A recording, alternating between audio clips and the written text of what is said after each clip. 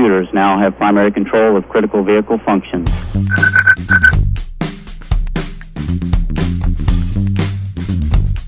Welcome to the IBM Keep It Simple Technology Podcast, where each episode we discuss technology but in a simple way. We keep the explanation simple, but what we spend our time on is emphasizing what this technology means to you and how you can best utilize this technology for you and your business. Welcome to the IBM Keep It Simple Technology Podcast. I'm the host, Thomas Anglero. Another great episode with another great speaker. Am I right? Hidden speaker, are you there? Yes. Ladies and gentlemen, the speaker that's going to blow you away today, our guest on the show today is Danat Tekie. She is the co-founder of Young Sustainable Impact. Hello, Danat. Hey. How are you? Hey, thanks for having me. Danat, please, to tell everybody, listen, this is going to be a great show. This is going to be a great episode because Danat works with young people, the most innovative young people in the world. And she's going to tell you about the tens of thousands of young people that apply for her program, and she only chooses a handful. So if there's anybody in the world who has a vision of what the young people can bring to your company, where the world's going and the impact of young people, it is Danat. And that's what we're going to focus on, though we can focus on 1,000 things. But for right now, Danat, please introduce yourself, your company, and how, my God, you're making such a huge impact. Go for it. Thanks. Danat 25 started with YSI. We started as a response back in 2015, 2016 to the UN SDGs and the meeting in New York where all the world leaders met to yet again talk. And we felt that there was lack of action and not enough focus on what can we do and what are the solutions. So we took matters into our own hands and started YSI. And so I guess I'm a very engaged person that cares about leaving an impact behind me, and that drives me in the things that I do. And so hence working with YSI. And how many? And so YSI has a program for young people. How many young people apply to your program, and what is the program about? Yeah, so the mission of YSI is to empower young people to be able to create solutions that can contribute to solving the SDGs. And one of the ways that we execute on that mission is by the focus of creating and generating sustainable businesses, or businesses that focuses on sustainability. And we call it earthpreneurship. So not entrepreneurship, but earthpreneurship, which means making sustainability business as usual. Awesome. And yeah, my personal belief is that the most dangerous strategy that you can have today is business as usual. So the way we do that is running an innovation program that goes for 5 months online for youth that starts from scratch. And we've been getting over 10,000 applications each year from young people all around the world, over 190 countries, and that's not far from all countries in the world. So 190? 190? Yeah. So from the smallest islands to the biggest countries. And it's different types of young people. So everything from students, from PhD levels to bachelor levels to high school students to people that are working in corporate companies, running their own businesses. And that's not really what you do. It's not really a parameter. It's the most important thing to get into the program is your motivation, if you have the time and the will to be able to commit to the process, and that you're in the right situation. And how many people do you choose out of these over tens of thousands of people from 190 different countries, young people? Yeah, so we choose 25 people, which is crazy. And wow, the best of the best of the best of the best of the best. Yeah, and we reviewed all applications. So normally, like, we went from 50 to 100 the first year to our first 10,000, which we were prepared for about 1,000 maybe. And then we got 10,000, so we had to call every single person we knew to just come in and help us read. So it's not really like it's very often when people like, what is the best candidate? It's not often the best or the most impressive resume. because that when you actually meet the person, then you'll be like, oh no, no, no, no, no, not this person. And it's very difficult. Like you're at the end of the day, you're choosing people and choosing the right people with the right motivation that are not just like resume hunters that are there, but actually want to do something. And so there's a lot of amazing, great talent, but there's also a difference to we've never had, for example, Norwegian people or in general people from Scandinavia as part of the program, which a lot of people ask, you guys started in Oslo, why is Norway not on the map? Which is what basically what people care about as well here. And you see a lot of different like types of the type of engagement that young people have abroad in terms of how they approach opportunities, looking for opportunities. People have us like on alerts. They have alerts on the opportunity web pages if it comes up something that's relevant for them. And you'll see we had a 16-year-old. That's the youngest participant we've had from the US. He had started 2 companies, sold one of them for over $1 million US. Was the other company he was still running with like Walmart as a customer, and he was on the What? Harvard advisory board, youth advisory board at 16. Holy. Yeah. Danat, please keep going. I mean, listen to everybody listening. The reason why Danat is incredible, reason why she's on, is because you have this incredible view of the world because regarding young people, that demographic, they're the future. I mean, they're the driving the change, and you found this 16-year-old kid. My God, keep going. I mean, the leaders who listen to this podcast want to understand what's driving these young people. Who are these young people? Why are they not happy in my established 50-year company? I've been happy. Well, how can I make them happy? And then how do I get a hold of this 16-year-old kid? And if I got a hold of him in my company, They keep him. how do I keep him? Yeah. Go. This is Yeah. fantastic. Well, that's just like one. The other one is people that are. We had last year a doctor from South Africa that had been working as a medical doctor in very impoverished areas and was sort of sick of all the trouble and not being able to actually help people with enough and proper equipment and the right standards. And so she joined as a 28-year-old in the program to solve the challenges that she herself had experienced. And so there's a variety of people. We've had everything from business people to domain expertise people, aerospace engineers, um, everything you can really think about. And so one of the key things that we see is young people want to contribute. They want to work with something that's meaningful, where they can see and experience that they are actually contributing to something.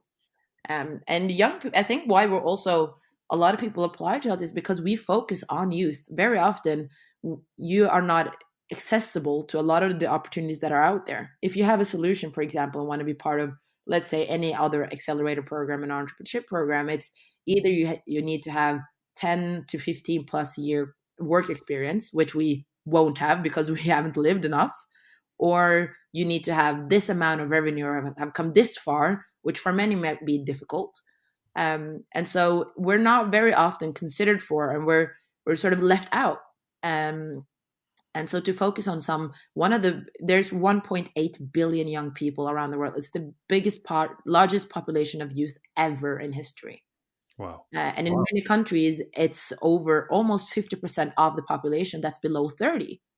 And so it's sort of a mismatch in terms of how represented young people are in important circles, in important positions, and as like not included as an important voice when they're a significant stakeholder in society. Yeah. So very often as a young person, you're either sort of brought in towards the end of the process where you really cannot have a say because all the decisions has been made, or you're sort of brought in for inspiration and engagement, and then it's just like, okay, very nice, thank you, we'll move to the next room to talk about the real stuff. And young people today, that's great that you're saying that, right? Because there's all these wonderful things you're saying. So I'm going to take the position of an old person, which I probably am. You stay on your side of the table, I'll stay on mine. Mhm. So from my generation, right, who are typically running these companies, we're thinking that you should be, we made the decision. We have all these years of experience or decades of experience, and we're bringing you in. You should be happy to be here. That's number one. Number two, you talked on was you want to change the world and all that. And from us, as our generation, we're like, that sounds really nice, but you have to earn your keep. You have to put in the years of hard work before you could get to that level that you could change the world. How do you, based on what I just said now, give me your feedback. How do young people, the youth, see that and respond to what I just said? So that the leaders in the world, the leaders who are listening now, could say, "Oh, that's what you're thinking. Oh, that's how you connect the dots." Go for it, Danat. Yeah, I think like first of all, as we also talked about coming into this conversation, which is like acknowledging and understanding that youth is such a big group, which means that it's a very diverse group. It's not a homogeneous group. Just because you see Exactly. me as an engaged person, it might be that the other person you'll meet that's as young as me is totally different and doesn't care and it's only profit driven and doesn't want to change the world and anything, right? So we still have a way to go with sort of engaging more people. But I think in terms of the things that you said, my answers are split in two, which is we need to change the how we view young people. We need to view them as an important stakeholder. That's an important resource. You phrased it as uh, just be happy enough that you're here. I would say, be happy that you have me here and my There you go. There you go. right? So they're looking at it from two ends, which is really what we believe in YSI, which is bringing together young people that is a driving force with the experience that has experience from whatever it is, politics, academia, business, and working together because you need experiences, but you also need the drive and sort of the unframed creativity that young people bring into the table. And so bringing them, both of them, and having both of them represented at the table, that's when I believe the magic can happen. So Yeah. first, we have to change the view and how we talk about young people, how we include and how we look at them. And just hold on a second, one second. We just want to emphasize, right, and keep it really simple, right, and emphasize this one important point. Never in the history before, and I'm talking to all the leaders out there, Mm. when all you guys, mostly men, some women, when you were 16 years old, a long time ago, that wasn't possible for you to have sold already your first company and now have your second company with a deal with Walmart. It Mm. was that wasn't even, forget it. It's, right? Yeah. That is who you're sitting across the table with when you meet young people today. Mm. That's a big difference, and that's I want to make sure that the audience and emphasize that point that you just said. That's profound. It's we had on the pitch day where he pitched the solution that he was working on, he was told by one of the jury members that exact jury member has listened to thousands of pitches, and he said this is top 5 of what I've heard ever in my life so far.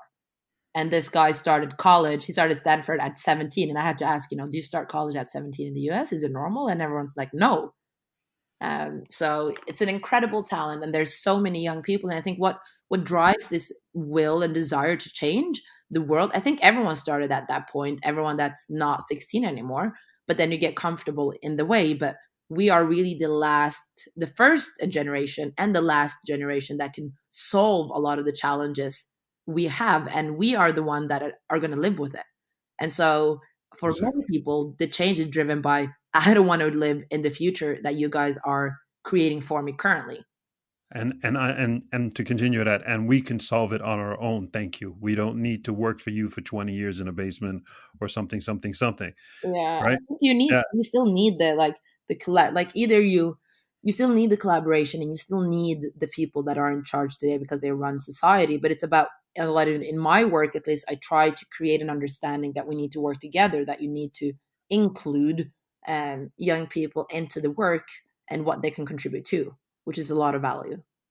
Yeah. Yeah, but the point is, don't the definition of the word include is, we're tying together what you said before was, Mm. don't just put them in a project and have them saying like sit there in the corner and just be happy in the project. Yeah. When you say the word include, you mean like treat this person as a person who has the potential to have sold 2 companies by the age of 16. That level of inclusion, correct? Yeah, correct. Yeah. like as an equal participant and player at the table. Exactly. Yeah. Exactly. Yeah. There was you had a second answer to my two questions I asked you. Do you remember that, or did I cut you off Yeah, no, rudely no, again? it was the point of just like in terms of the change and how why we're driven and purposeful is because a lot of people are living in a lot of the consequences related to the sustainable development challenges we have. And so they come from a desire where they just want to have clean water. They don't want to live in a place that might go under because of their sea rising. It's real for a lot of people, even though we might not experience that much in Norway while we're starting to do it. So they come from this purpose where they want to change the situation for themselves, for their parents, for their families, and their community. And I think that's what's different about the young generation today is that they want to work somewhere where they can contribute to something, where they're appreciated and acknowledged.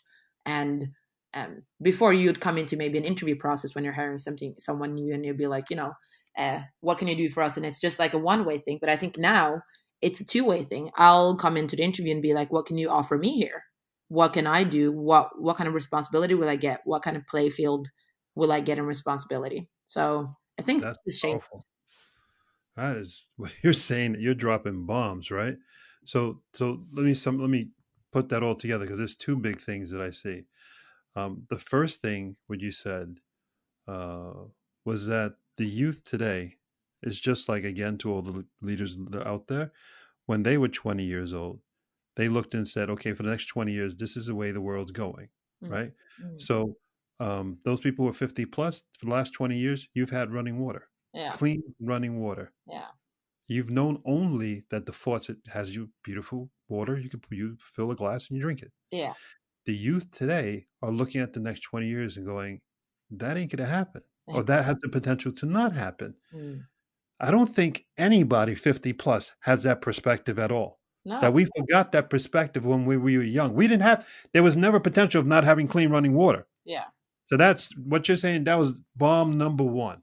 That's why the youth are wired different. yeah, And then number two, the second bomb I picked off, and there's probably many more, but that was that the youth today literally sit there across from you on an interview and going, "No, it's not what I could do for what I could do for you is what you could do for me." yeah, And when they say that, that's not an ego, it's not arrogance, it's not inexperience.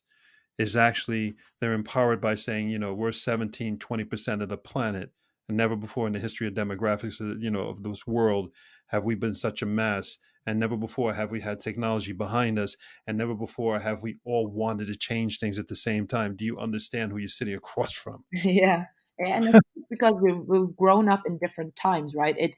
Um, I think everyone would have acted the way we are acting if they were in the same situation. Exactly. And when you come into, let's say, a new job, you see now that in terms of, you touched a bit about it when it comes to loyalty to companies. You see, before you would work in one company for your whole career. You would be in one place for 40 years. While now, after 5 years, most people are bored and want to move on. And so that's because we're also so used to being stimulated all the time, seeing different things happen. So very many people quit after 5 years and want something new, and that's also it. In these days, it requires a whole another set of like leadership and way of working for corporates to keep the young people in terms of being on, staying ahead of sort of the game and situation, and always making sure that are you getting the challenges you need? Are you happy with the work? Um, more young people are challenging sort of the flexibility of how work is set up. Can I do several things at the same time? I don't want to have to choose maybe between my great job and helping an NGO that I do on the evening. Can I balance my work as long as I get it? Or can I be somewhere else and still get my work job? Can I work, from the US and still work for a Norwegian company? And so all of those things, because we live in the time we live with technology, while the companies and the culture and the way of working is from pre that time, we come with a different set of requirements. And for those that are not prepared, it's normally probably a no, and you'll lose out on talent. That's a big statement because I'm wondering a bunch of people out there, to everybody listening, how many of you are listening to Danat and going, well, no, I'll just not hire that person? What's the future of that company if a leader is thinking that way when they listen to you, Danat? It's Kodak. Done. It's as simple as that. And I think that's why a lot of, let's say in the US, a lot of technology companies that are driven by young leaders attract so many people. It's because, let's say the Google way, 80-20, you spend 80% of your time doing your job and then 20 on a free project. All of those like different new models that we need to adhere to. I have so many different engagements, and that's the person I am. I like to contribute, and I would like to do that without having to give up one thing or another, or having to be like, okay, I have to live in Norway the next 5 years if I'm going to work for this company. Of course, some jobs require that, but very many, and I think because of Corona, for example, more people have become open to remote work, actually understanding that you can be productive and can get things done, which is super good and will help us in this acceleration, like accelerate the shift that we need to have. So something good that came out of this COVID Yeah. time. Danat, before we wrap this whole thing up, and I really look forward to everybody listening out there, their feedback. If you have feedback, please send it to me. Danat, what is the advice you have? And you can go anywhere you want. Your top 3, top 5 advice you have for leaders out there who are listening to you and going, yeah, I get it, but can you give me just some concrete advice, some steps that I can do right now that would help me? Yeah, Can you frame it in that way, please? I can frame those things into homework, actually. You're So giving me homework. yes. So my advice to you is 5 things. Here we go. Wait, drum roll. Boom. The first is, I assume everyone has a Monday, Wednesday, or Friday meeting with their company. And based on that, I want you to assess what is the proportion of young people between 20 and 30 that you have in your company that you meet on a daily basis in your respective department, meaning on top C level, all the levels down, what's the proportion of youth? How are you question number 2, how are you working to transfer the relay baton to the next generation? How do you include youth in your daily work, core business, and decision making processes? And then the 2 ones are sort of encouragement, which is involve youth as a real equal partner throughout the process and make sustainability your core business and think X and not percent. One other question. How deep, this is about sustainability. Mm. How deep is sustainability into the DNA of the young? Because, everybody who's 50 plus, 40 plus, we come from the consumer economy, right? Mm. If my vacuum, my flat screen TV, Yeah. after 2 years, I have to throw it away and get a new one. Yeah. Here comes AK, Yeah. right? But then the young people, are you guys wired that way? And is sustainability really something that's part of your DNA? Or is that just another marketing hype and something else will be announced in another 2 years? Is this real? Yeah, I think actually the answer is a combination of the 2 things you said, because sustainability is not new. It's not the first time. It's not 2015 that the word was coined and was new. It was talked about already in the 70s, in the 80s, and it's really, if you break it down, it's demystifying the word. I think it's gotten like this big word that no one really understands at the end, which is just about ensuring that we have development that ensures the future generation the same kind of society that the previous generation have. So not using using up resources now on the cost of the next generation's ability to have the same. And really, if it's I think it's really incorporated in our DNA, because we're seeing a lot of the results of development not being sustainable, if I can say it that way, because we're seeing, all the results of all the plastic that we're using that are ending up in the landfills, in maybe we call it landfills, maybe it's actually the playgrounds of kids in the south, right? And so Mhm. it's really, I think, without calling it sustainability, it's about like seeing, and it's really broad, right? Sustainability, everything from mental health to poverty to climate to peace and justice. And it's really, if we want development and society to move in the right way, it needs to adhere to social aspects, environmental aspects, and financial aspects. And it needs to consider all of those three aspects in order to be sustainable. And we're not delivering on any of them so far. And all the high ambitions, and, in last year, world leaders met to check to see if we're on track, which we're not. And in Norway, as a small country that can do a lot, we're not, for example, even given speech time at the UN Assembly because we had no action plan. And so Norway's Really? Wow. action plan for sustainability is being developed as we speak. Wow. And Wow. I'm asking, like, where were you 5 years ago? Yeah, exactly. Wow. Wow. So, yeah. Oh, Danat, I think thousands of people are going to want to get a hold of you now. Thanks to you. Has absolutely nothing to do with me. Danat, how can people get a hold of you? Please take your time and explain it out so everybody has a chance to write it down, or they can rewind this podcast. Explain, how could everybody get a hold of you and the Young Sustainable Impact? You'll find Young Sustainable Impact on Facebook and LinkedIn, and on our webpage, www.ysiglobal.com. On LinkedIn, Young Sustainable Impact, the same on Facebook. Or on Facebook, it's actually YSI Global.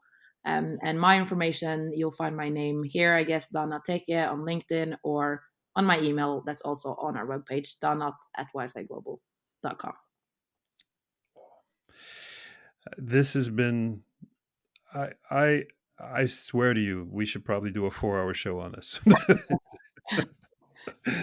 Because there's so many areas that we need to go to. So I like to always leave the last word for you. And of course, thank you so much, Danat.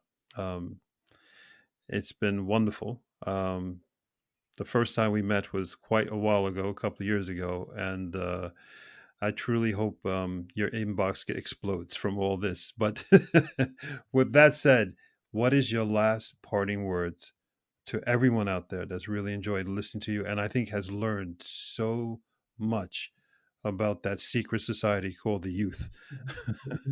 What would you like to just leave us with? I just want to first of all say thank you for having me and for this great discussion and conversation. And I think I want to just say, I would just want to maybe encourage everyone to grab a coffee with maybe a person that's different from yourself, and to have those uncomfortable conversations, or the curious conversations, and talk about, what's your view on this? What are the challenges and obstacles that you see? And we need to have those conversations to be able to move on. We need to sort of kill those misconceptions and perspectives that are out there, and that starts with dialogue. So grab a coffee with a young person or a person that's different from yourself, and be open, I guess, and see youth as a resource. That's my last word. Beautiful. Ladies and gentlemen, Danat Tekie from Young Sustainable Impact. Please get a hold of her. Let us know what you thought about this episode, and I know you loved it. Danat, I want to give you a huge hug. Virtual hug back to you. Virtual hug. All right, listen, that's the end of another great episode. Danat, from bottom of my heart and my DNA, thank you so much. Subscribe to the podcast, ladies and gentlemen. We are on Spotify, iTunes, everywhere. But not the same place as Danat's company. They're just so much better. Ladies and gentlemen, thank you for your time. Danat, you are insane. Thank you so much. Everybody, take care, be safe, be healthy. Bye-bye, everybody.